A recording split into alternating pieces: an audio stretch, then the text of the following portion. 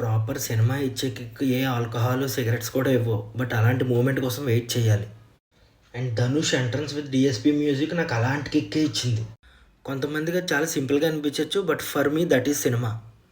DSP ఏదైతే ఈ మూవీకి ఇచ్చారో అది ఇంకెవరు చేయలేరేమో అనిపించింది. ఎక్సెప్షనల్ బ్యాక్గ్రౌండ్ మ్యూజిక్ కొన్ని సీన్స్లో. నాగార్జున గారిని కింగ్ అని ఎందుకంటారో హీ ప్రూవ్డ్. కొన్ని సీన్స్లో ఎమోషన్స్ కానీ ఆ సెటిల్నెస్ కానీ చాలా బాగా అనిపించింది. జస్ట్ టీజర్లా చూపించారు, అసలు సినిమా కూలీలో ఉంటుంది. అండ్ రష్మికకి చాలా స్కోప్ ఉంది and she proved it.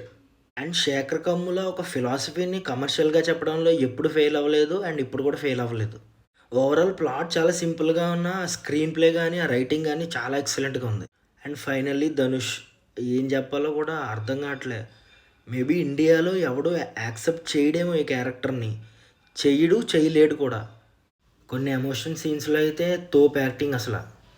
Nagarjuna character ఇంకొంచెం బెటర్గా జస్టిఫై చేస్తుంటే ఆ సాటిస్ఫాక్షన్ ఇంకోలా ఉండేది.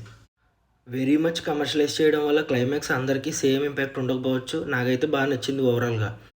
అండ్ నా rating 3.25 out of 5. Follow for more. Thank you.